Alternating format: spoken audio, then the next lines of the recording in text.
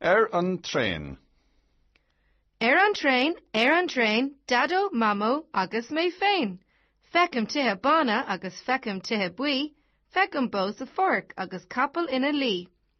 Dini ag teacht agus dini ag dul ag obair agus ag dul ar scoil.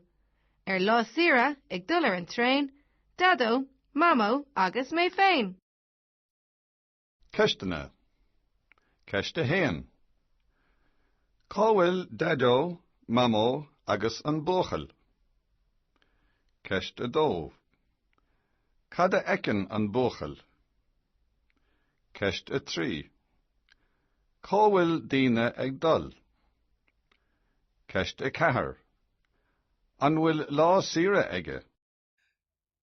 On train, on the train. So on train, on the train, dado, mamo, agus mé féin.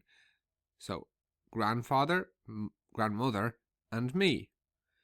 Fecum tithe bana. So fecum means I see. I see tithe bana, white houses, and fecum I see tithe bui, yellow houses. I see bow sa fark, I see cows in the field, and I see couple in a lea, and I see horses lying. Dini ag teacht agus dini ag dul. So people coming agus and people ag dul, going. Where are they going? Ag dul ag obair. They're going working, and they're ag dul ar school. They're going to school. Lá sira, an train. So a lá sira is a day off, a day that's free. And they're on the train. Dado, mamo, agus mé féin. Grandfather, grandmother, and me. Now let's have a look at the questions. Cá bhfuil dado, mamo, agus an búcail?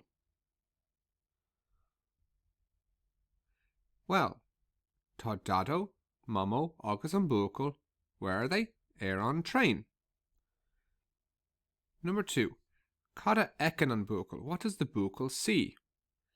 Fecin an búcail, the búcail sees white houses, tithe bui, yellow houses, bow sa fark, cows in the field, and horses lying. Cá bhfuil daoine ag dul? Tá daoine ag dul. Where are they going? Tá daoine ag dul ag obair. They're going working, and they're going to school. And an bhfuil lá sara aige? Does he have a day off, a free day? And the answer is tá lá sara aige.